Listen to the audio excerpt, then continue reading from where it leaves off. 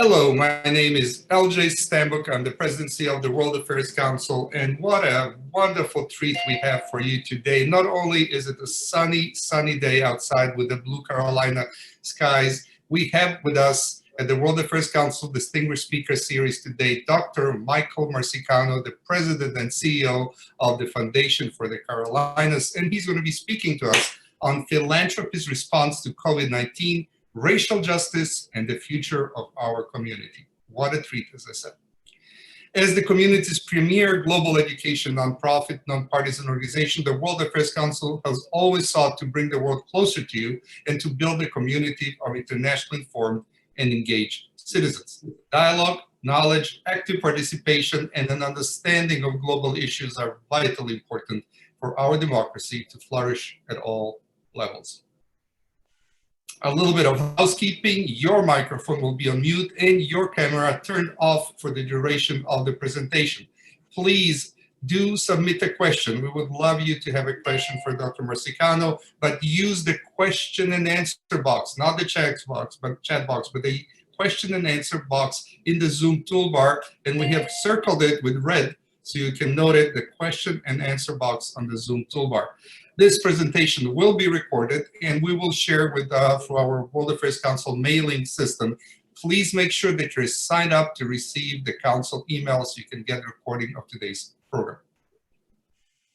If you're registered to participate in the World Affairs Council networking reception after today's program, please stay on the Zoom call once the presentation has ended. Dr. Marsicano has kindly agreed to stay for the networking reception 30 minutes after today's program. If you're not as of yet registered, you still can do that. We would love to have you. And our staff will enable your microphone and camera access, which we ask that you please turn on to participate. We would like to see you and hear you during the networking reception. Thank you. Upcoming programs on March 3rd, the World Affairs Council and Bank of America International Women's Day program. We'll have a program with Savita Subramanian, the Managing Director and Head of U.S. Equity and Quantitative Strategy at Bank of America, and she will be talking on equality for women drives global economic impact and improves ROE. On March 18, 2021, we will have the World Affairs Council Distinguished Speaker Series with Ambassador Robert Pearson, who is the former U.S. Ambassador to Turkey and the Director General of the Foreign Service. He will speak on the diplomacy for the American people. As I said, as the global education nonprofit that we're truly thankful for your support. And without your help, we would not be here today. We depend on our individual and corporate supporters to be and to take the role that we have in Charlotte's civic landscape. If you're not a member, please become a World Affairs Council Charlotte member. If you can donate, we would appreciate it very much. Any amount helps us survive and sustain our mission in these difficult times. We are on all social media. I know you are too, so you can follow us, and we look forward to communicating with you through social media. Now, this is exciting. In February 2017 to the day, Dr. Michael Marsicano moderated a World Affairs Council CEO series with Brian Moynihan, President and CEO of Bank of America. And you can see here that no one has changed a iota. In 4 years, we all look the same. Michael looks the same, Brian, Laura, all of us, and Hugh McCall. So it's great to have you back again, Michael. Really appreciate it. And thank you for being a partner with the World Affairs Council.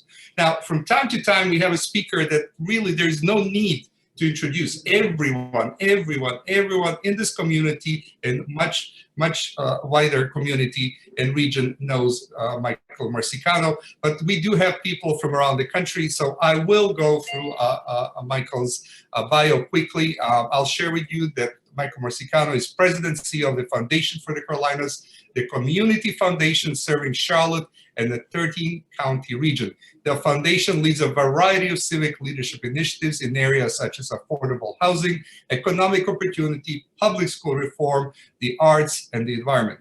Since Dr. Marsicano, this is unbelievable, joined the foundation in 1999, its assets have grown from $245 million to now more than $2.6 billion. Dr. Marsicano joined FFTC after serving as president and CEO of the Arts and Science Council in Charlotte for 10 years. He has been active in many national and local organizations and currently serves on the governing board of Charlotte Center City Partners. Dr. Marsicano has received numerous honors and awards from organizations like the Nonprofit Times, the Charlotte Chamber of Commerce, UNC Charlotte, Winthrop University, Charlotte Rotary, the Charlotte Business Journal, the Urban League of Central Carolinas, and the Charlotte Housing Partnership. A native of New York, Dr. Marsicano received his Bachelor of Science, Master Education, and Doctor of Philosophy from Duke University. It is my pleasure and honor to share with you Dr. Michael Marsicano. Michael. Good afternoon, and thank you so much for that generous introduction. And I want to thank you, LJ, for your thoughtful invitation. It's always been a pleasure for me to collaborate with nonprofit colleagues I admire as much as I admire you. And I also understand that my good friend, my former foundation colleague, and my fellow Duke graduate, Laura Meyer-Wellman, will be working with us today on the question and answer period. So I want to thank Laura as well. The World Affairs Council is critically important in a community, a country, and a world that is really increasingly disconnected. And speaking of disconnected, I regret we cannot be face to face, but I'm honored to address you in this speaker series virtually. I think we all can agree that 2020 was like no other year in our lifetimes. The fear of the unknown, the isolation and the limitations of quarantine, the sometimes difficult conversations about inequity, inequality, and systemic racism, and the desperation that comes with economic insecurity that so many folks face, all combined for a year of challenges and uncertainty. However, I would tell you that in our region, especially our region, we saw an unprecedented and rapid response to the challenges that we have collectively faced, with philanthropy helping to lead the way to address our community's critical needs. Let us not forget, as we look back on 2020, the many examples of civic decency we saw that were a result of strong philanthropic organizations, strategic public-private partnerships, increased charitable support, and the urgency to respond quickly. Almost a year ago, on March 16th, Foundation for the Carolinas and our civic partner, United Way of Central Carolinas, launched the COVID Response Fund, with $1 million initial commitments from Lending Tree and the City of Charlotte. The announcement of the fund was made in person during the City Council meeting on your slide, to give you an idea of how early in the crisis this was. Although schools had begun to close and workers were being asked to stay home, it was not until the end of March, 14 days after we launched the fund, that Governor Cooper even issued his stay-at-home order, effectively shuttering large parts of our economy. But our quick and responsive collective action to the crisis was possible because of the strength of our terrific local nonprofits and the infrastructure those organizations either already had in place or could quickly put in place. We knew early on that the most vulnerable among us were being hit the hardest, even before the statewide shutdown, because local nonprofit organizations were working with these folks and telling us what they needed, all while trying to adapt to a new world for them of socially distant work. How does a food bank that depends on volunteers give food to individuals when the volunteers can't be out and about in the community? Complicated restructuring. The COVID-19 Response Fund would eventually raise $23 million. And it was designed to give money to these organizations rapidly in short term, while also being fluid enough to address the changing needs in the long term. Grant making from our COVID-19 response fund supported a wide range of causes: childcare, education, housing, food, financial assistance in emergency, legal advocacy, workforce development, and more. During the first rounds of grants, issued just 11 days after the fund was launched in order to get money to the community as quickly as possible, the Grants Committee of Citizens focused on critical needs, such as $500,000 to the Second Harvest Food Bank of Metrolina to purchase food and distribute it, $500,000 to the social service to aid families and seniors unable to pay their rent, and $275,000 to Commonwealth Charlotte to assist restaurant and hospitality workers. Just some examples of the many grants that were made. Subsequent rounds focused on changing needs as the pandemic and statewide shutdown exposed new areas of concern. And local profits again stepped in to fill emerging gaps. $50,000 to Florence Crittenton Services of North Carolina to provide shelter and support for pregnant clients. $300,000 to Loaves and Fishes to deliver food boxes to more than 35,000 people who were hungry. $150,000 to Goodwill Industries of the Southern Piedmont to provide online training to assist unemployed workers to find jobs. $50,000 to She Built the City to create face shields for distribution. And $500,000 to the YMCA of Greater Charlotte to paying staff and operational support for summer camps at 10 branches, which provided relief for those working parents who could not keep their jobs and work from home because they were essential workers.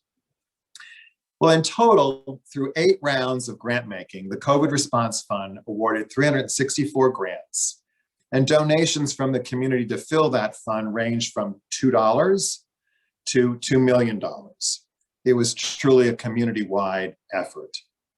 And it was so effective in Charlotte that other counties in our region that the foundation serves took up the same model for their communities. And they distributed another $1.5 million to local nonprofits in Cabarrus, Iredell, Union, and York counties. Well, as the pandemic stretched from spring into early summer, Foundation for the Carolinas looked for other ways it could help the community, and many of them were ways we hadn't worked in, areas we hadn't worked in before. We partnered with Charlotte Center City Partners, the City of Charlotte, and founding sponsor Honeywell to launch the Small Business Innovation Fund. This grant-making program was designed to assist local small businesses in adapting to the changing landscape the COVID-19 pandemic created. The program was designed for a geography including Center City and just beyond, as the concentration of workers there is so great, but then the absence of all these workers and employees simply devastated the small businesses in that proximity. Through 3 rounds of grant making, the fund distributed over $3.5 million to 116 local small businesses. And these grants allowed in-person businesses to pivot to e-commerce, provide contactless delivery, and create unique services for their customers' changing needs. Small businesses have had to invest in supplies, training, design, technology, operations, infrastructure, and more just to keep alive. And many of them did not reopen after restrictions from the shutdown eased. That's why when the City of Charlotte approached your community foundation to ask if we would administer a small business grants with federal dollars, we signed up and said yes. And this became the Access to Capital Small Business Recovery Program, launched in June with a goal to distribute $30 million in Federal CARES Act to local small businesses devastated by the impact of the COVID-19 pandemic. Well, just like the COVID-19 Response Fund for nonprofits, distributing funds rapidly and equitably was critical. Priority was given to businesses that had not received federal or state pandemic-related financial support, with a goal to increase the diversity of the grant recipients.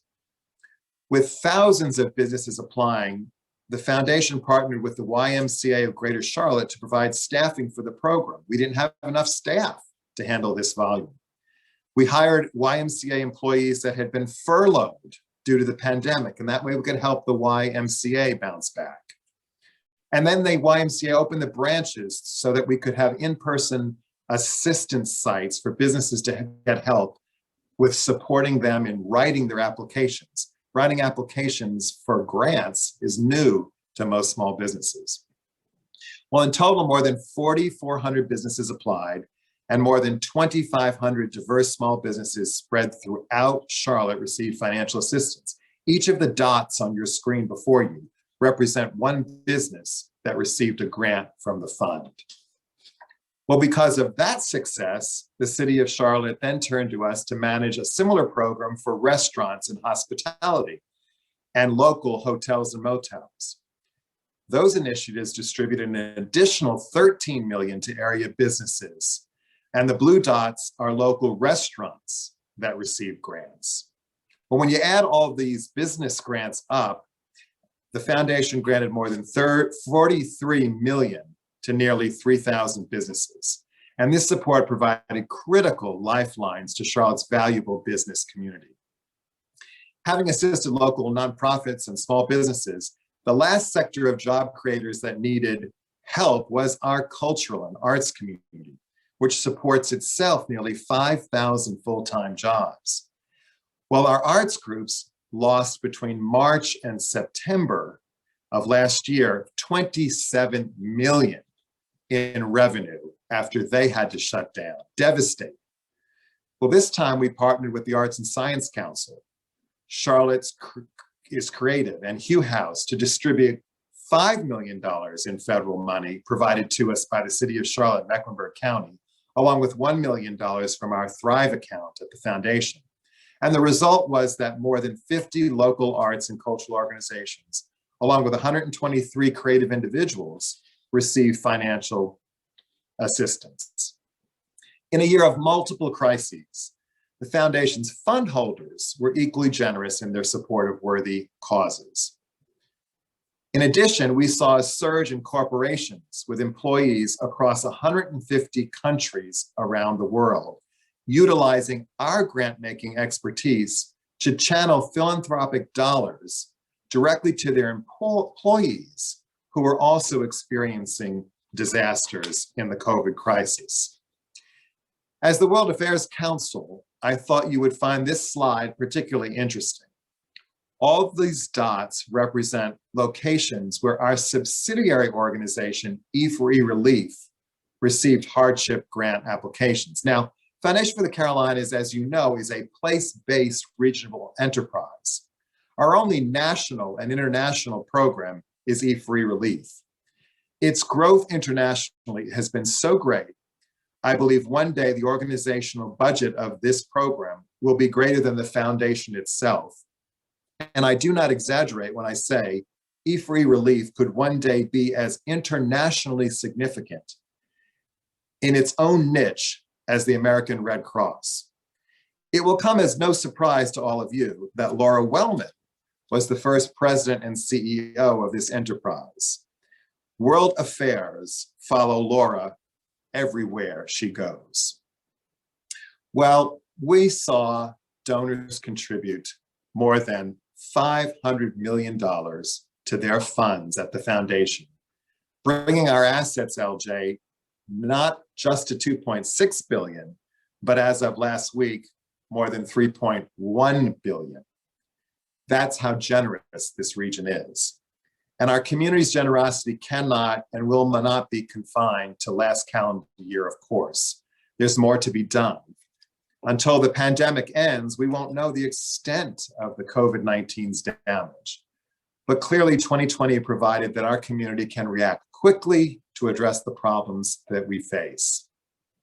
How quickly we respond to other pressing issues will be key to tackling them too. Because the pandemic and the economic effects of the government shutdown were only part of the story of 2020 we lived together. The killing of George Floyd at the hands of Minneapolis police touched off a summer of protests, reflection, important conversation, and promises to act that we all have been having.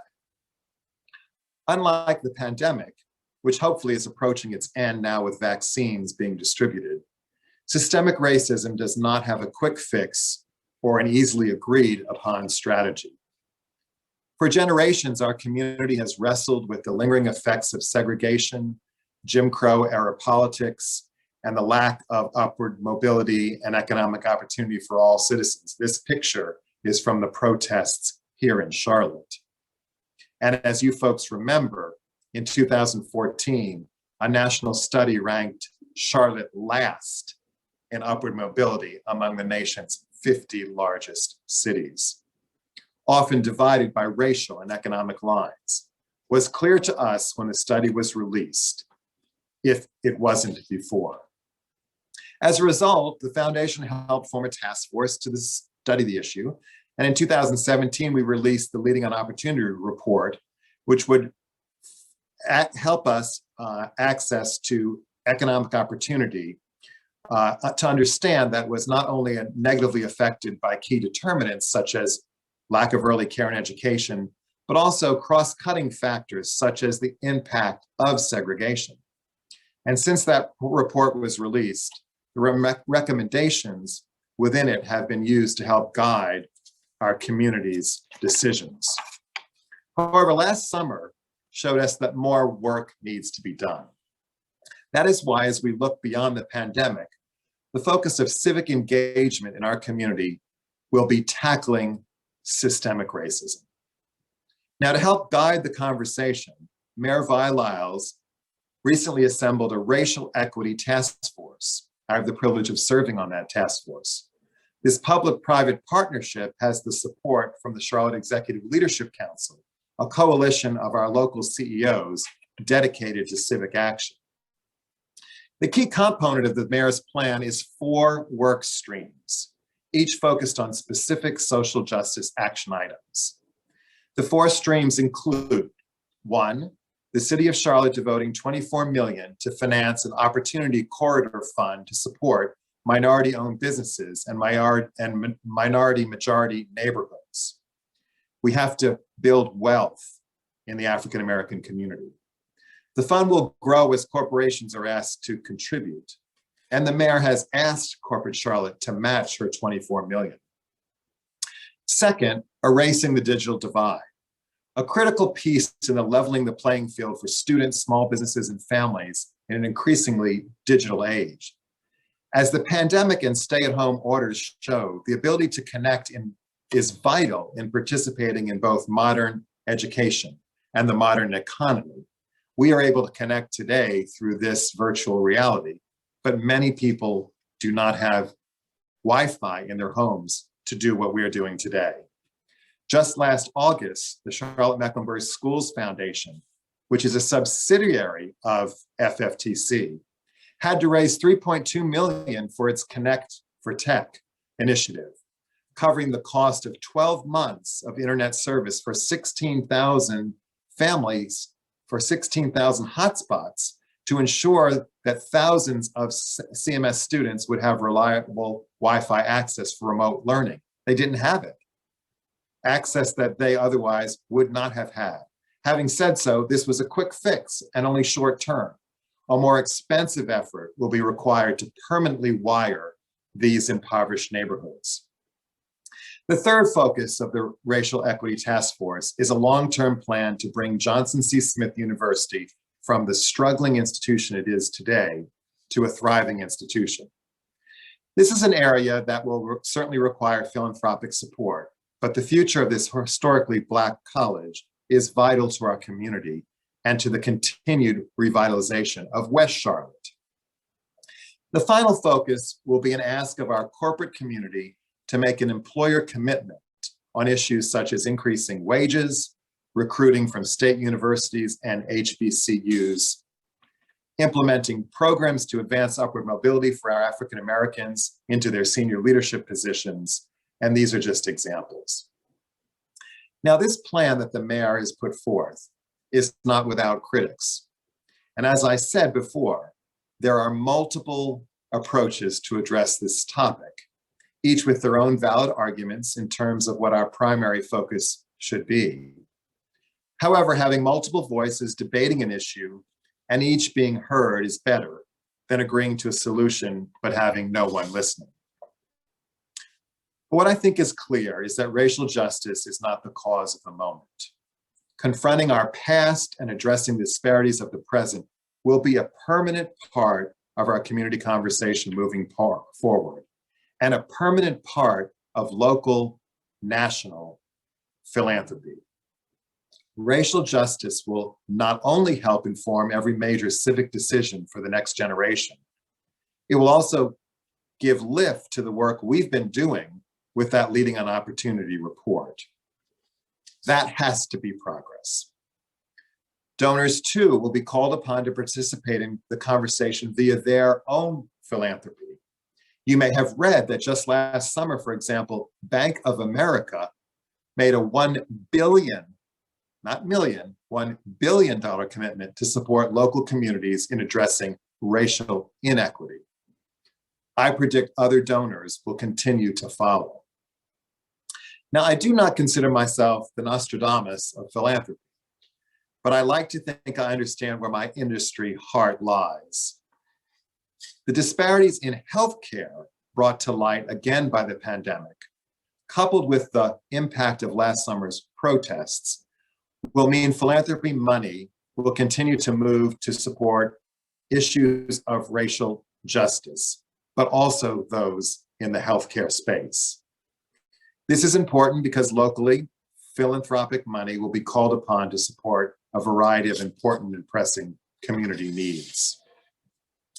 The foundation recently did a survey to gauge upcoming capital and endowment campaigns. And my friends, I tell you, hold on to your wallets, because we found in the next 7 years, 73 nonprofit organizations will be asking us to give 1.7 billion in mostly philanthropic dollars to complete their campaigns.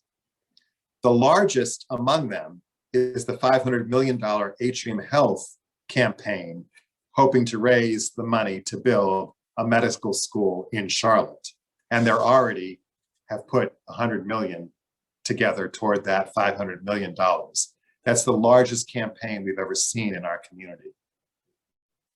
In addition, though, groups such as the United Way of Central Carolinas, an invaluable source of funding for many local nonprofits, is having a very difficult time. There is not a workplace to give through, and they are projecting a 50% drop in all the grants they will make to the human service organizations they support this coming July. That is going to be devastating when we depend on those groups to get us through the COVID pandemic. And by the time we finally and fully reopen, our local arts community will be even more devastated.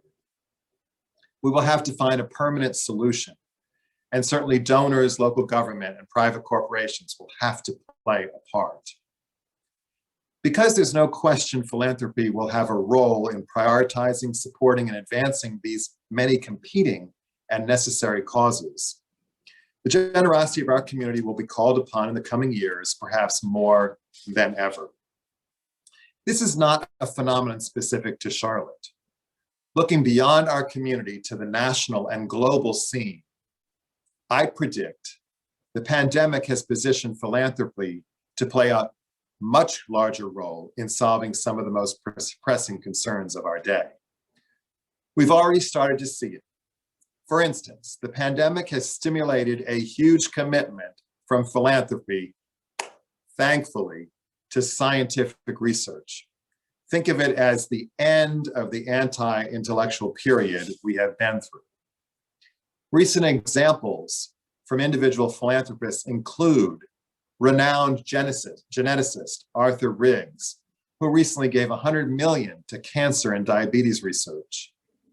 Inventor Elon Musk gave 100 million for research into reducing carbon in the atmosphere.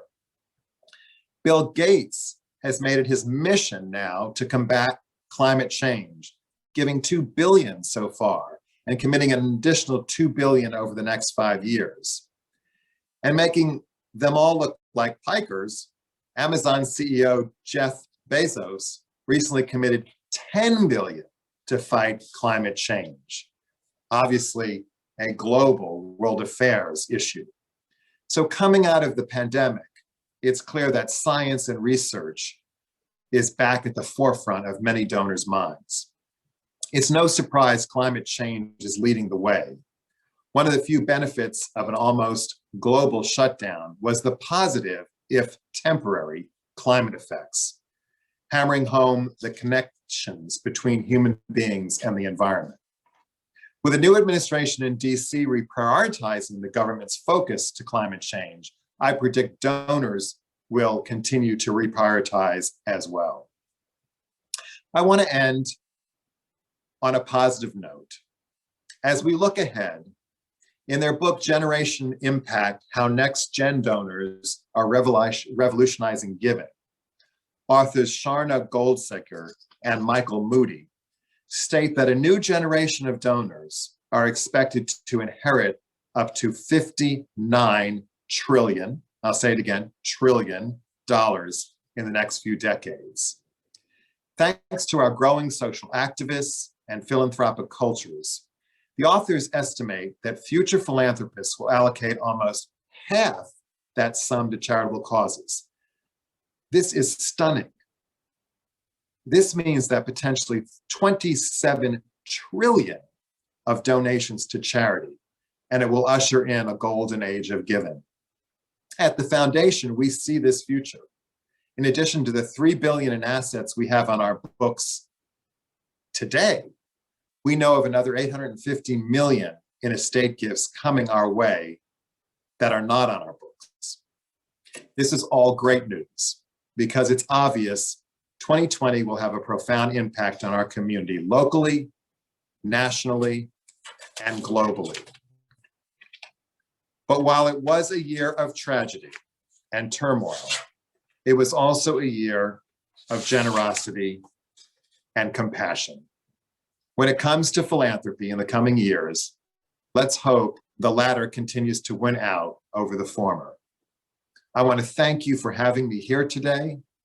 I've enjoyed sharing my thoughts on the past, present, and future of philanthropy. LJ, I hope I got my assignment right.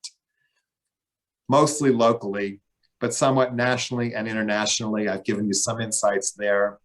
And I'm eager to now hear from all of you and answer any questions that you may have. So, Michael, thank you. And hard to pull out which thread to go with right now, because we could be talking global, local, we could be talking equity or arts, we could be talking education or social services. And somehow all roads do lead back to the foundation and how it tends to not manage and do it all, but to connect with partnerships, organizations, and people. So I will be doing two things here. One is, of course, I have my questions that I want to include that I think represent, as I've already seen, a few in the Q&A. I'll be paraphrasing some of the questions so that we can respond to several questions at once and cover that.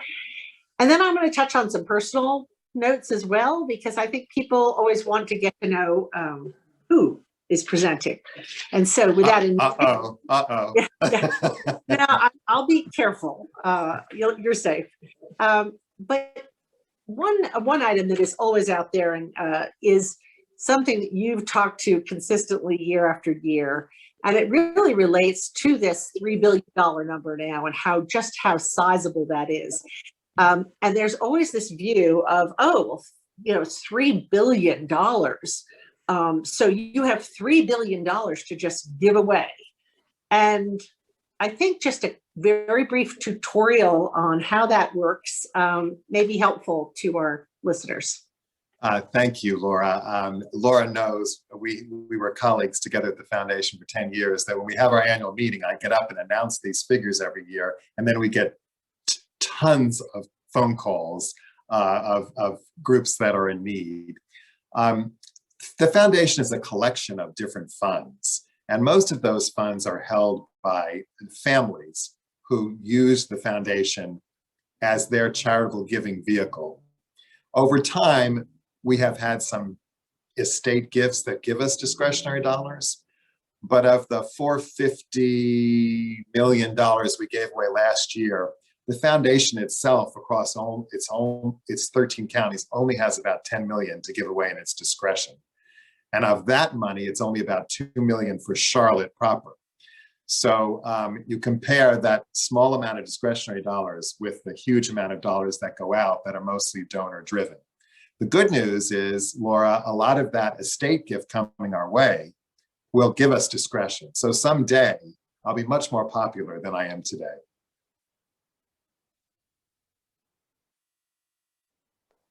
So to that end, hopefully that kind of dispels some of the mystery around the volume of the dollars, but also the engagement of how many people maintain their funds, organizations or corporations to do the work that you were describing. You mentioned the disaster and hardship funds, and I do have to touch on E-Free Relief, but really more from the standpoint of that global piece.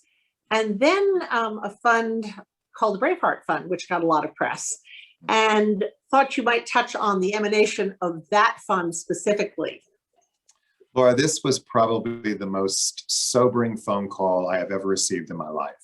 It was a Sunday night in May, and I got a phone call from some executives in the Northeast. And they said, we've read about your grant making to people in hardships and disasters, and we would like to give you $50 million. Well, that wasn't the sobering part, although that may sound sobering.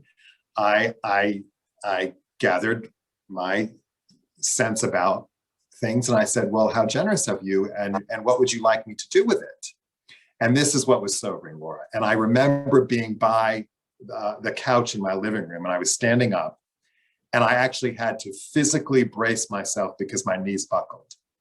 They said to me, we want to give you $50 million to distribute to all of the families who will have healthcare workers in their families who will die of COVID. It took my breath away.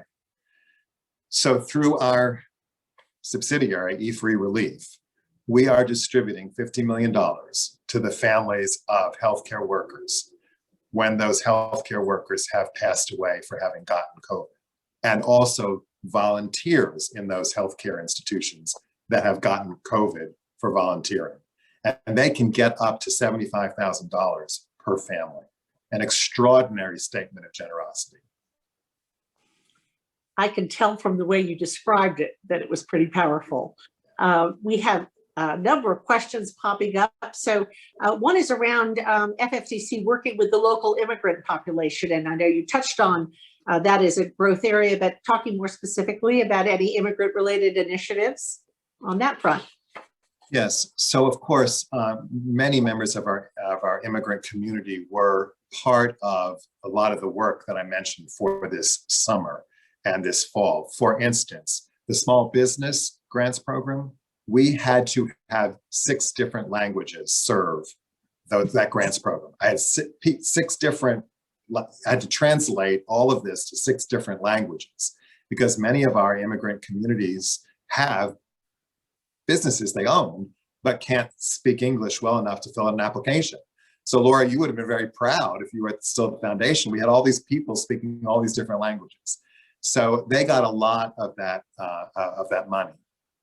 We also have been very much in the forefront with our discretionary dollars of helping on multiple immigration issues. Now, we have been very transparent, and it has been in the paper. We do have some donors who from their funds are not very supportive of immigration causes. So we are very supportive with our discretionary dollars, have great relationships with nonprofits serving the immigrant community. But we also have donors who have different views on the subject. And that's a big tent that the Community Foundation is. Well, and that's, it's part of the different people representing the fund holding at the foundation, but it's been really great to hear about the inclusion of more of that in your discretionary dollars. I'd like to take a quick look here, and we're going to do a few random rounds here because I know there's interest in the physical space of the New Carolina Theater. So when will that be completed? Well, the Carolina Theater, as many of you know, closed in 1978, and it has been closed for over 40 years. It's contiguous to the foundation's headquarters, which I hope you all have been to. And so we decided to turn it into a civic and an arts theater and raised upwards of $50 million to do that. We have had some glitches along the way. A quick example is we did the environmental studies and drilled down to 85 feet and found nothing wrong. But when we drilled down to, when we started construction and drilled down to 125 feet to hit bedrock, we found hundreds of thousands of gallons of water filled with dry cleaning fluid, which cannot touch the air. So that was a whole year delay to get all that dry cleaning fluid out. And so that was not only a delay there, but then it was a delay of millions of dollars to get it all out. Then the hotel, which was going on top of the Carolina Theater, hotels have lost their financing all over the world. So it's been delayed, and yet the two were to be constructed together. The bottom line here is that it will be completed in the summer of 2022, I guarantee it, and it will open in the fall of 2022 to a week-long celebration that you're all invited to. Okay, that's been captured as recording, so anyone attending today, we will definitely hold you to that, Michael. Gee, wonderful questions coming in.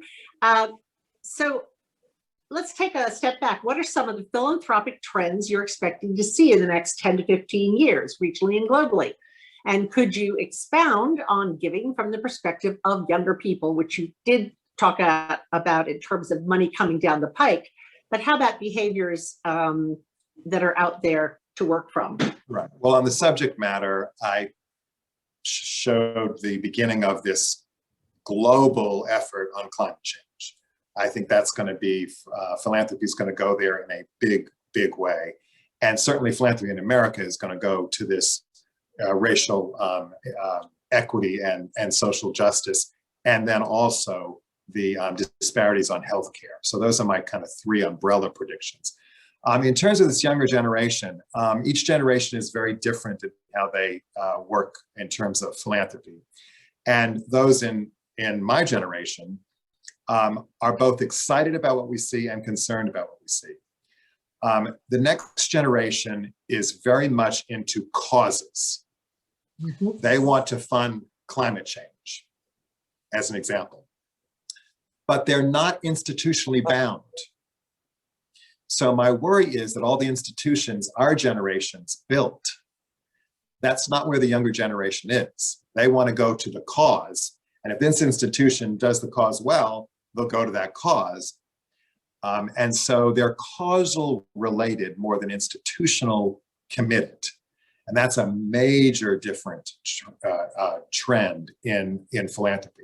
So our institutions are going to have to adjust to that major trend in philanthropy. Also, there's a huge change going on in that women are now making their own money. Traditionally, women who didn't work outside the home inherited their husband's money because the guys died first. And those guys would have controlled the philanthropy, and the women of the generation preceding me would give exactly as their husbands gave. Now we have women giving in their own right, inheriting money from their husbands, but still giving now what they want to do more than what their husbands might have done. And that's moving philanthropy to issues you would not be surprised. Early care and education, for example. Issues that you would stereotypically, right or wrong, associate more with the caring views of women. So I see that women in philanthropy is also going to change the future of philanthropy dramatically. Most people think, Laura, that women are the big art supporters in philanthropy. Actually, it turns out statistically, it's the men who have given more to the arts over the years than actually women. And people are surprised by that. So definitely some trends to watch. We have, yeah, here we have, well, I didn't put these out here, but we have several on E-Free Relief.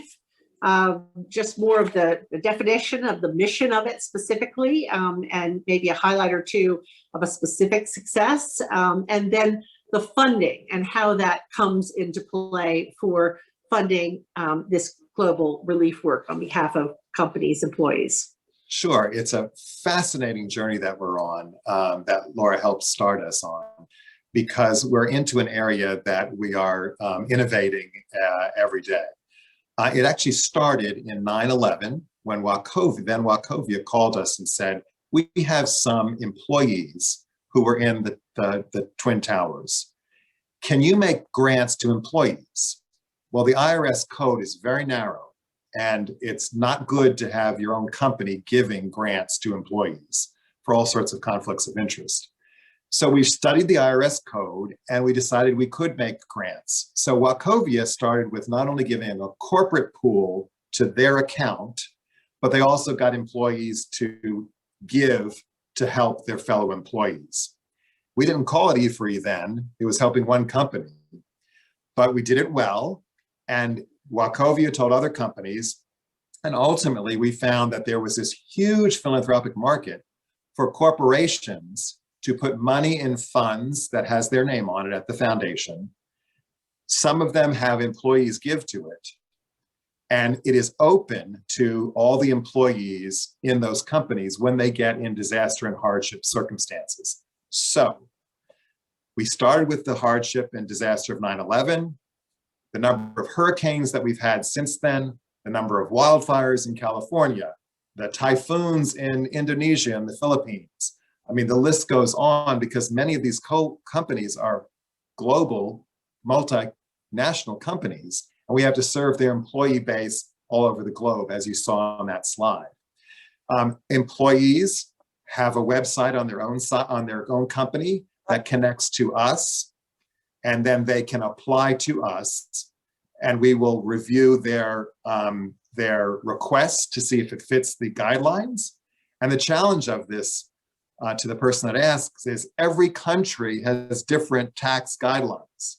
So we have become experts in tax law across the globe in order to get these grants to these individuals. It's been a hugely successful program. Well, I did see on the website there was a post for another lawyer, so maybe that's the. We are adding a lawyer to the team. You're right. Gosh, some very interesting, and for the benefit of the audience, a lot of these are all over the map, but that's because of the tentacles I think that Michael talked about earlier in terms of how many different challenges the foundation is looking at. So here we go. A question that I'm sure you've answered, but I think the group will be very interested in. FFTC. And you have managed many demanding challenges, and still we're very successful in growing the foundation. Please share with us your secret sauce for success, and what have you learned on your journey? Oh my. That is a very provocative question. Well, I could answer it from many different angles. I'll just pick a few. My wife says I have no unexpressed thoughts, so it's hard for me to put answers in short verse, as Laura knows. I first would say that I don't know that I know much more about fundraising than what my mother taught me as a child, and that is just treating people with dignity and respect, and have them treat them the way you would have them treat you, right? One of those golden rules. But beyond that, I would say that I have a formula for fundraising, and this is the formula. The right person has to ask the right person for the right cause, for the right amount, at the right time, and in the right place. And if you line up those 6 rights, I guarantee you a gift to the philanthropy that you care about.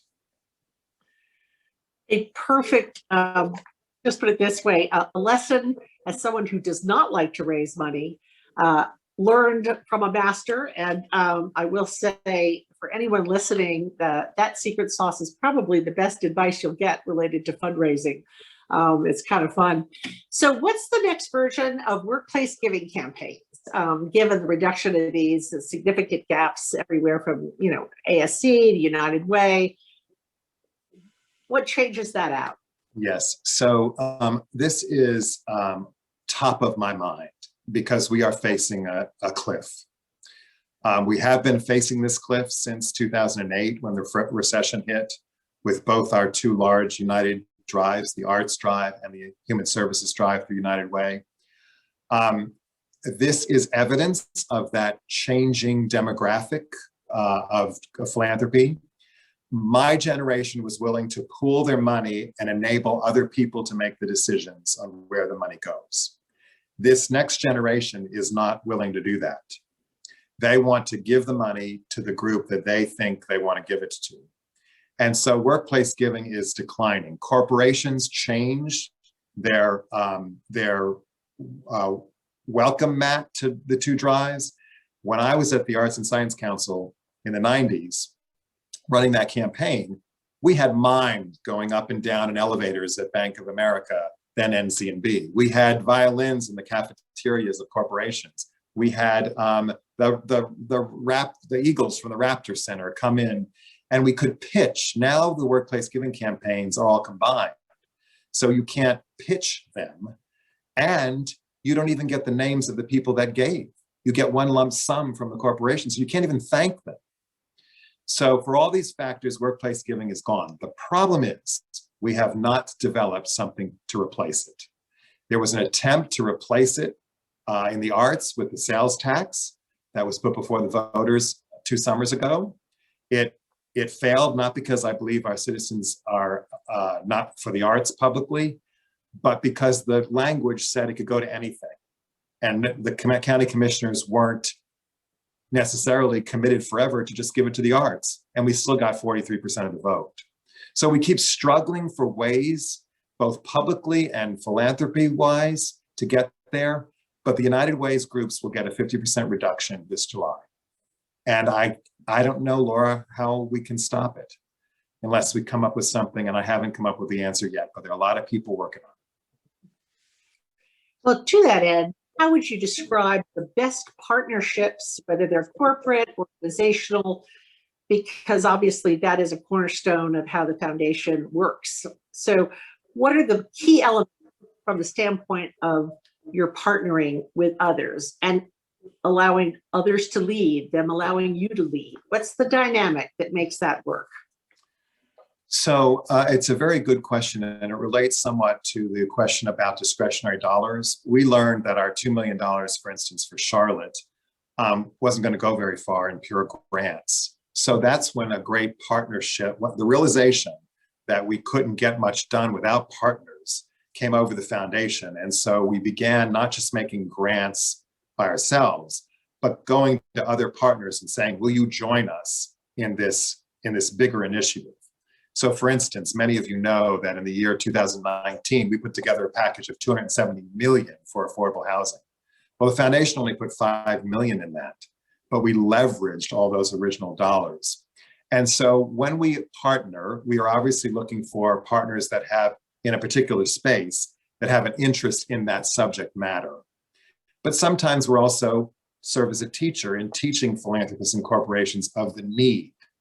And so the partners mix and match, Laura, depending upon the topic at hand. There is a factor, though, that's working against partnerships, and I'll be very brief on it. Corporations have begun to hyper-focus their philanthropy, and foundations have begun to hyper-focus their philanthropy. I showed our board a list of corporations, and on the environment until recently, Lynn Good, the CEO of Duke Energy, was on the board. And I said, Lynn, you're the only one doing the environment at that point.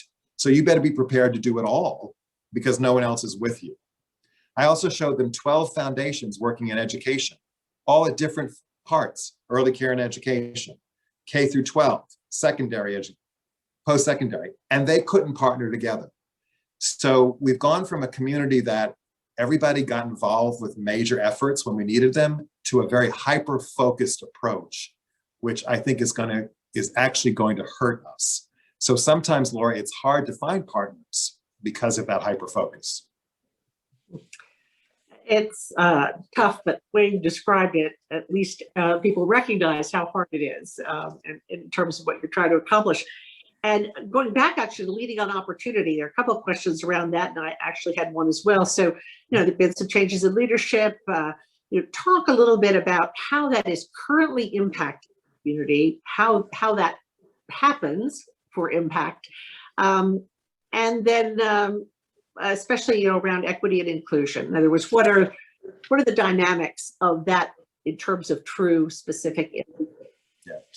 So the Leading Opportunity study was 18 months of a citizens study that we had town hall meetings all over the community. And I would say that some have called it a Bible and some have called it a Marshall Plan for Charlotte. I mean, it is a 30-year plan. But in terms of impact, we knew we had to get some low-hanging fruit. And there were two major recommendations in it: universal pre-K for 4-year-olds and affordable housing. And so those were the two that we launched. And I'm pleased to say that the private sector and the public sector are in a 5-year build out of having universal pre-K for our 4-year-olds. And that is happening and will happen. The county is committed $60 million a year to making that happen. All of our children at 4-year-old will go for free. Affordable housing, the report put it on the map. A lot of conversations about it before, but now we have pools of money for affordable housing we didn't have before. But that's a long term. We need billions of dollars for that. And we raised $270 million. Then the pandemic hit and we pivoted everything to emergency needs. But what I will tell you is the emergency needs have surfaced or shown light on the Leading on Opportunity report in areas that were not as ripe prior to the pandemic. For instance, like the economic disparities between people of different races. And so I could see that the Leading on Opportunity work will be opportunistic with what's happened recently and begin to implement some of those specific recommendations. But it is a 30-year plan. Well, thank you on that front. And I know we have about 1 minute. And so I'm going to ask you for one-word answers to a couple of questions. Best thing that happened to you in 2020? 2020. In I had my first grandchild. Here. One answer, one word. Grandchild. But those are tough to not elaborate on. I realize that. What do you miss most about going to work each day? I'm an extrovert. I mean, I love seeing you all on this virtual call, but I like being with people, and being isolated like this is killing me. Number one mentor. Number one mentor. I would have to say in Charlotte, I was blessed in the mid-90s to get to know Hugh McCall very, very well. And I would say he is my friend, my mentor, and one of my heroes. Well, speaking of that, how often is it that someone gets to have both a university ally, a professional ally, and great friend and mentor to be able to interview? And so I want to thank you, Michael, very, very much. It's been awesome. And I hope everyone is not disappointed that all of your questions didn't get answered. They can certainly go to the World Affairs Council, I'm sure, for more robust responses. And I'm now going to pass the baton to the wonderful, well, LJ, I guess, and then on to Wade Cooper. Thank you so much, Laura. This was a wonderful conversation between you and Dr. Michael Marsicano. We learned so much, and there are more questions, and we'll continue these questions in the conversation in our reception coming up in a minute. So those of you that would like to stay on, please stay on. And I would like to turn it over to our chairman of the board, Wayne Cooper. Thank you, LJ, and great job, Laura. But my gosh, Michael, what an eye-opening presentation. And I just was thinking your presentation of what an asset to the Charlotte region that you've built here. In fact, while I was watching that, I was thinking, I was so proud knowing that people from all over the United States are watching this. And we even have the Consul General of Mexico with us today online. And it just makes you so proud to be from Charlotte. And we thank you for everything you do for our community. Let me mention, LJ is going to mention some upcoming programs, but I want to mention one. And on April 15th, we got the Rick Steves. You know, he's a traveling guru on PBS, and Rick's going to be with us. He's been with us before. And I think of all the speakers, people still talk about that presentation that he did. So we're really in for a treat on April 15th. Thank you, LJ, Charlotte, Jesse, Noah. Thank you all for all the hard work of bringing these great speakers and great topics to us during this time. And thank everybody for joining us today. And with that, I'll turn it back over to LJ. Thank you so very much, Mr. Chairman. And we're so fortunate that people like Michael Marsicano in our community, and Laura Mel Wellman, and you, Mr. Chairman, you being the Honorary Consul of Mexico to North Carolina for now 35 years, if I'm correct. Is that correct? Yeah, coming up on 40 this year, this spring. Coming up 40, my Lord, that is amazing. You do such a great job. All of you. Oldest rat in the barn. And Laura, and you being on the board of the World Affairs Council, we're so very fortunate to have you. So we will now transition to the reception, the private reception. Those of you that would like to stay, please do stay. Switch on your camera and your microphone so we can all continue our conversation with Michael Marsicano.